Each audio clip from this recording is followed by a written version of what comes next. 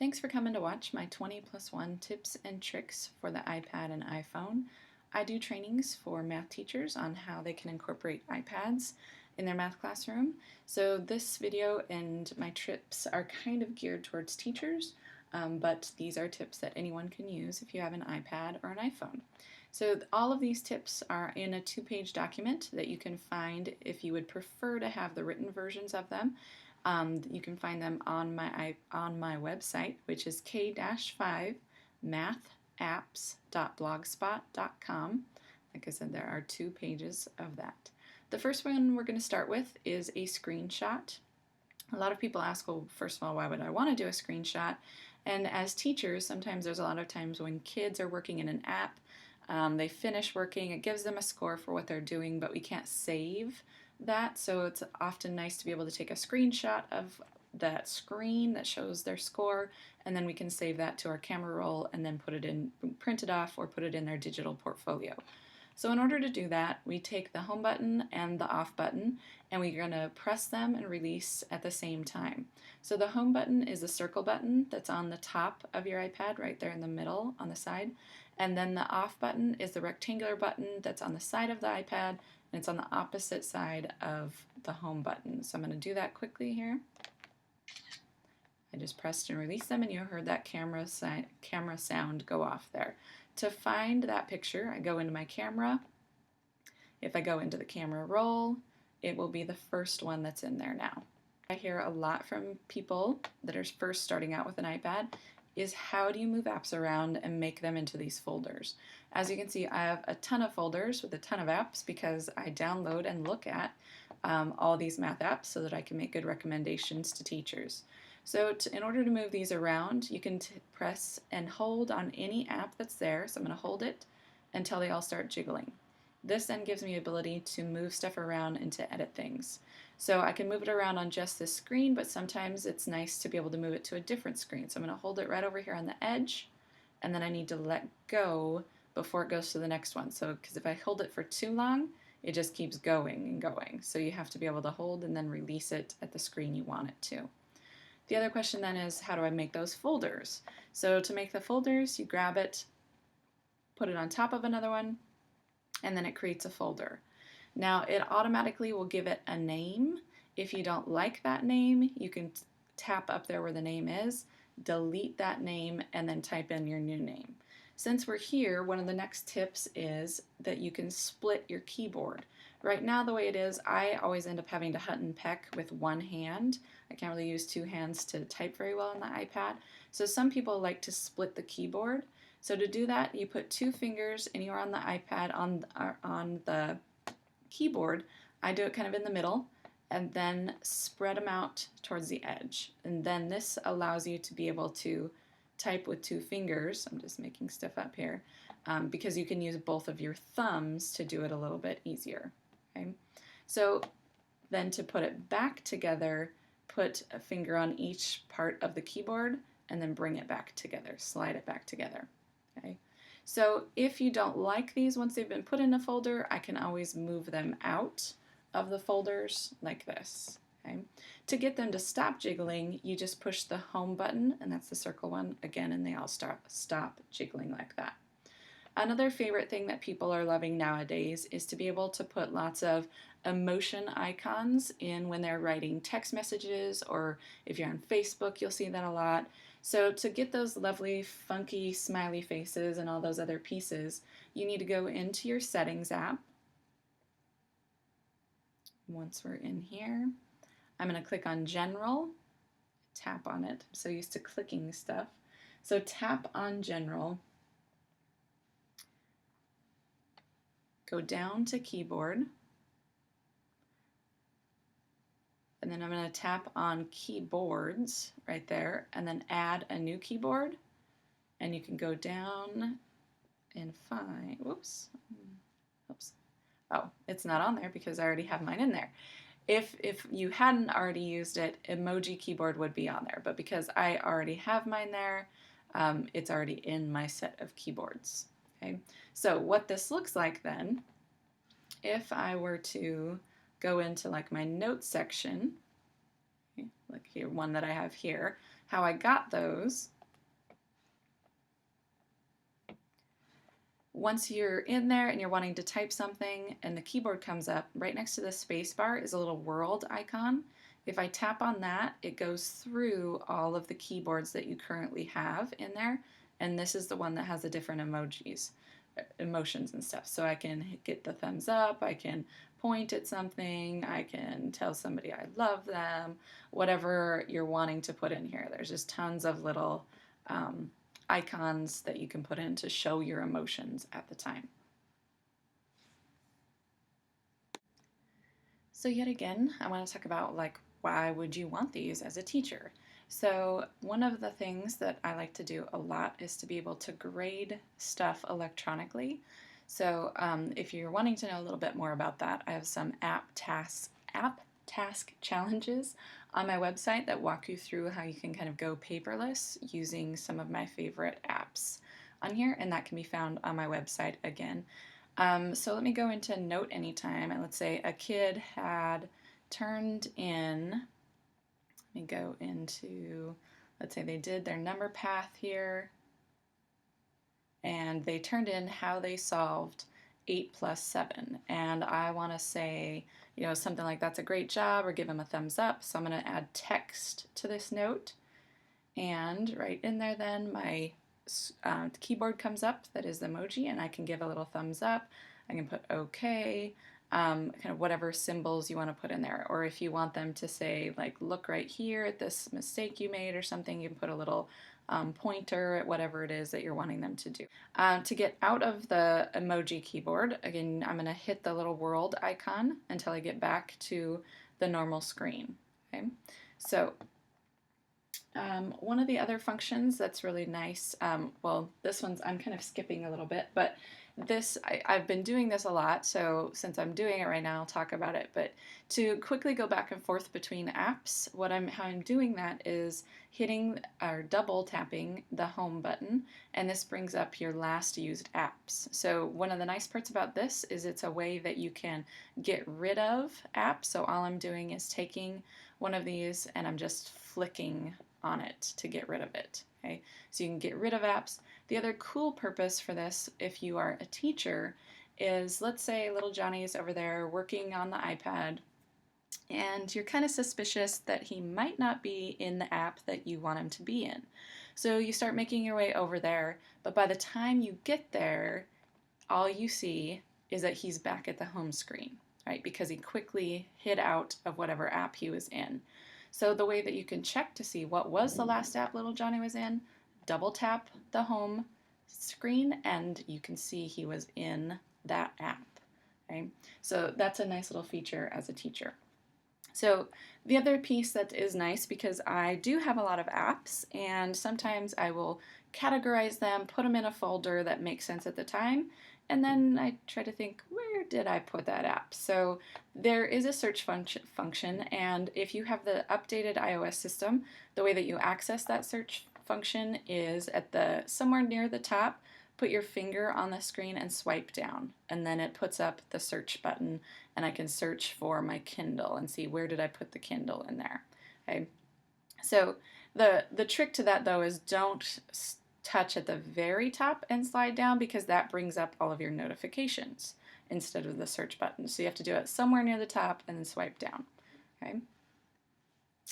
So one of the other cool things as teachers that we can use is adding a web page to our home screen. So if there's a certain web page that you go to a lot with the kiddos, and let's say you teach first grade, and to have them type in a web address is somewhat of a difficult function. Okay? So one of my other favorite websites is another blog that I run. So we're going to come here, and if I want to have quick, easy access to this without having to type it in every time, I can add an icon for this web page right onto my home screen. So to do that, when I'm in here in Safari, I'm going to click the export button, which is the rectangle with the arrow key right here next to the URL address bar. So I'm going to tap that to export it. Come here. Oh, there it comes. And one of the options on here is add to home screen. Okay, so I can look and see, is that all correct there? If it is, I hit add. And now I come out to my home screen. That little icon is there now. And if I want kids to go to that website, whatever the website is that you want them to go to, you create the icon. All they have to do is click on the icon, and it takes them directly to that website without them having to type in anything. Very cool for kiddos. Okay. So let's see, I already talked about number 7, about easily accessing the apps by double clicking. Another fun feature in the iPad is that you can restrict kids in certain areas. So I'm going to go into the settings. Once I'm in here, I'm going to click on General and then scroll down. Where is it?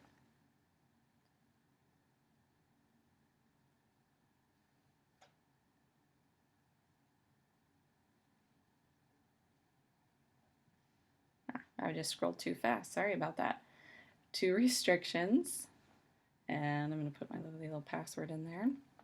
Okay. The nice part about here is then I can decide whether or not I want kids to have access to FaceTime. Should I allow them access to iTunes Store? If I don't want access, then you just turn it off. Then they can't go into iTunes Store. If you don't want kids deleting apps, you can turn that off so that they cannot delete apps. The nice part is, though, if you don't have that turned off and kids do end up deleting apps, you can always just re-download it. Once an app has been purchased, you can go back into the App Store and download it again. It's a very quick and easy thing to do, but it's just, time consuming, so you want to limit all of that. So all of this stuff you can go through and set restrictions for allowable content, what they have access to, do they have access to Facebook, Twitter, all that kind of stuff. The game center, you can turn off some of that stuff. So it's just really cool stuff in there that you can take some time and decide what you want kids to have access to and what you don't want them to have access to. Okay, so another fun thing that iPads do is that everything on here, you do different things with the number of fingers that you're using, right? So if I'm using 2 finger or 1 finger, it does something, but 2 fingers might do something else. So 4 fingers actually is a way that you can quickly swipe through open apps. So if I have 4 or 5 fingers on the iPad and then I swipe like this, it'll go through the last apps that I had open. Okay, so this is just a quick, easy way. Instead of doing the double tap and trying to find it that way, you can get there through all those. Okay, one of the other features that you can get into, let's say, let me come into my notes section here. And if I'm looking at something and I want to define something, I can define it on here just by tapping, holding it, and then the copy paste define options come up, and you can get a definition of a word that you were wondering about. Okay, so we are now down to number 11, which is quickly access some of the commonly used settings. So let's say I'm in here working on settings, or it can be in any, well, not any app because there's ones that it turns off on, but if I'm in an app and I want to easily access some of the settings that I use a lot, the way that I did that was I tapped down at the bottom and swiped up. This gives me access to my music, to the volume, to be able to put in airplane mode, access to AirPlay. That's how I'm projecting this onto my computer and recording it. If you want to set a timer quickly or have access to your camera, all of that can easily be accessed that quickly just by a swipe up. Another very cool setting of the iPad is that you can easily lock kids into a single app. So let me bring up one of my favorite apps here, Hungry Guppy. So if you've got one of those kids, or maybe the younger kiddos who aren't using the iPad the way that they should be and are going into other things, so this is a way that you can lock them into this one app and they cannot get out of it. So the way that you do this is that you, well, I guess mine's already set up, so I better go back through and show you how to actually set it up. So if you go into your settings, and I click on General and find my accessibility. Just need to scroll up here, sorry. Accessibility. And then I find Guided Access. And as you can see, mine is already turned on. If yours isn't, when you turn it on, you'll be prompted to set a passcode. This is the code that you will have to type in to disable it once it's enabled. Okay, so mine's already set up, so I'm going to go back into that app and bring it up and show you how to do it. So once it's enabled and you have the app open, you want to triple click the home button, and you need to do it kind of fast. Triple click the home button. Okay, so once you've done your triple click, it brings you into a screen like this. And once I'm here, I could just hit the start button. Yours would see the start button up in the corner instead of resume, but because I've been in here and done this before, mine just asks if I want to resume it. So I could just hit resume, but the other cool feature of this guided access is that you can circle areas that you don't want kids to have access to. So up here in the corner, you can see that they have a little icon there that allows kids to tap on it and see the other games that this company makes. And then that can take them into the App Store.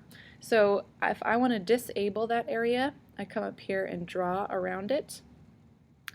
Oh, I didn't make my area big enough here. Let's see. And then it will disable that. So when I go in and resume, when I'm playing in there, you can see how that area is grayed out now. I can't tap on that to go anywhere. I'm tapping on it right now. The other part of this is once I'm in guided access, a kid cannot hit the home button and go out. As you can see, I tried it and it says, nope, that's not allowed.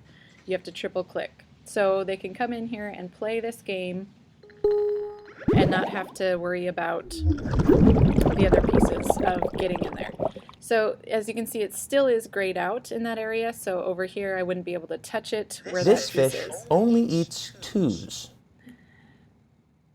Okay, so this allows them to be locked into that one game. When you're ready for them to be able to get out of that game, you triple click again, and then it comes up asking for your passcode. Okay, and then it'll let you end that session. Okay, so another thing that kids are often working on the iPad is a calculator. So in the calculator function, if I'm typing in here and accidentally, oh, I didn't mean to hit that 7, now I gotta start all the way back over. Well, I can just go up to the gray area and slide my finger from one side to the other, and it deletes the last numbers. And I can keep doing that as far back as I want. Okay. Another fun feature of the iPad is quick access to your camera. So sometimes kids are doing something and you're like, oh, I need my camera right away so I can take a picture. Well, normally if your iPad is off, you have to go back in and turn it on and then go and find the camera app. So I'm going to turn mine off, and then we'll talk about how you get from the sleep position, not all the way off, I'm just putting it into sleep mode, and then how you can quickly access your camera from there. So when it's off and you want to get into your camera real quick and you're like, oh, I gotta get into it, open it up, find my camera, blah, blah, blah.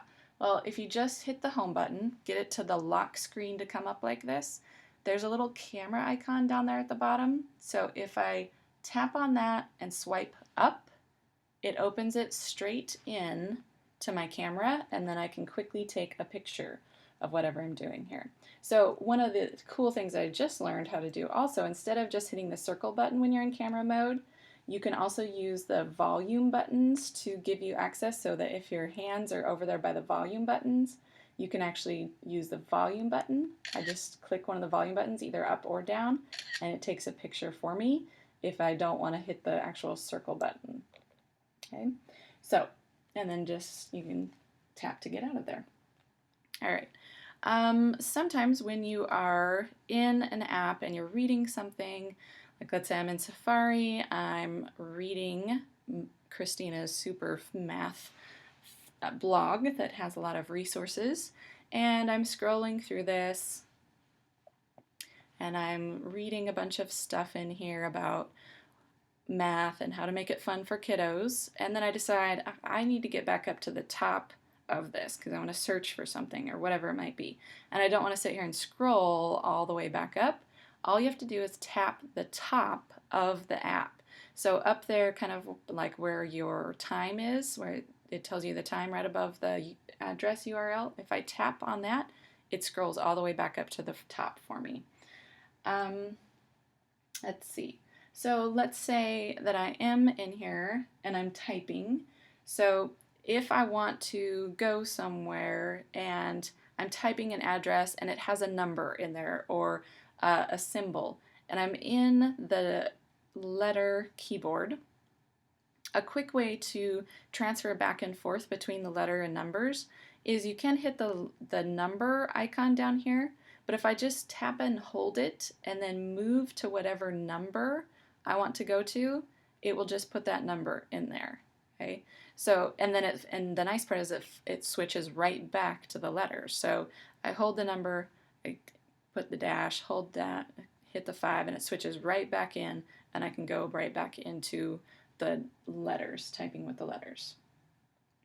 So as I'm typing and I get to this part of it and I have to type in .com, if you don't want to type the whole .com, if I tap on the dot and hold it, it brings up some options. Now I can just tap on .com, .net, .org, etc., and it'll put the whole thing in there for me so that I don't have to type the whole thing. Okay, another thing that's kind of fun but yet dangerous to do with your iPad is if I'm in somewhere and I'm typing here and I get to where, oh, I didn't really want to just delete that stuff, I can shake. What you can't see was I just shook my iPad. Make sure you're holding it nice and steady. And the undo button will come up. So I undid that, and then I say, oh, well, I really did want that deleted. I can shake again, and now it'll redo it and redo the typing that I just did. You can do that same function by hitting on the number buttons down here. So the number button will bring up undo. Then if I hit the symbol button, the redo will appear down there in the keyboard. But, you know, sometimes you just want to shake your aggressions out, and that's a good way that you can do that. Let's see, we're going to go in Safari. What's nice sometimes is to be able to have your favorites accessed right there quickly. If you open up a new window or a new tab, it brings up your favorites. That is one way that you can have them, but sometimes it's nice just to have a favorites bar right there that you can do. So the way that you do that is to go into your settings.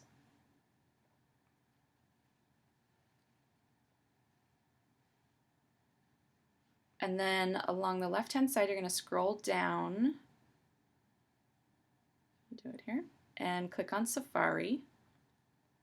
And then right up here in this top box where it has general search engine, passwords, etc., there's one that says show favorites bar.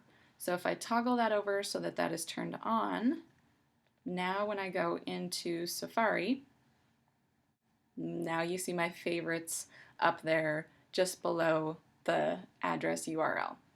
And then I can quickly click on those to go to some of my favorite websites. And that's nice. Another way that you can have them for kids so that they don't have to type in all those addresses. So if you have ones that kids commonly go to, you can put them into the favorites bar there and have that easily accessible. Okay, another fun thing to be able to do, like let's say you're having an open house for the parents and you want to be able to do a slideshow, a bunch of photos that you've taken of kids doing stuff throughout the year. So you can go into your Photos app that comes preloaded on your iPad. You can create folders and albums in here, and I'm going to click on one that has some photos already in here, and I'm going to click on Slideshow. And here's where you can set all the options. You can decide what kind of transition you want. You can have it play music. I am going to have it play some music in here. And I'm going to pick my kid's favorite song right now, which is I Hold On by Dierks Bentley. And I'm going to start the slideshow. All right, so our final tip, our +1 tip, is a way to be able to find your iPad or your iPhone. So whether it gets stolen, gets misplaced, and you can't find it in your classroom, enabling Find My iPad is a great feature. So the way that you set this up is to go into your Settings app. And scroll on down to iCloud down here on the left side. Oops, helps if I touch the right one. So iCloud, make sure that you have an account set up. You do have to have an iCloud account to be able to do the Find My iPad. So once you're on the screen, if you look down towards the bottom, there is the option of Find My iPad, and you toggle that over to on. So one of the other things you need to go in and do then is tap on the Mail, Contacts, Calendars piece over there. And then the option here in the middle that says Fetch New Data, make sure that that is pushed, that it is showing push. So if it's not, you can go in there and set it so that it is showing that. Okay. So once all of this is done, you can test it out by going on your computer and going to iCloud.com and then looking for it, doing the Find My iPad. There's also an app that you can have on your iPad or your iPhone or any other device for it. So okay, so this is what it looks like once I get logged into the app. You can see right on there I'm traveling around doing some trainings on iPad. So right now I'm in Kansas City. You can see exactly what street I'm on. And if you have multiple devices, you can do the different devices here. So I'm going to go to my iPhone here, and let's say that I can squeeze in on this to see exactly where it's at. And if I touch on the device, I can put it into lost mode where it locks everything up. I can totally erase it so that if it's completely lost or it's stolen, I can erase all the data off of it. Or if it's just lost somewhere in my house because I've misplaced it, I can click on the little play sound thing, which I'm going to do right now, and you'll hear what that sounds like.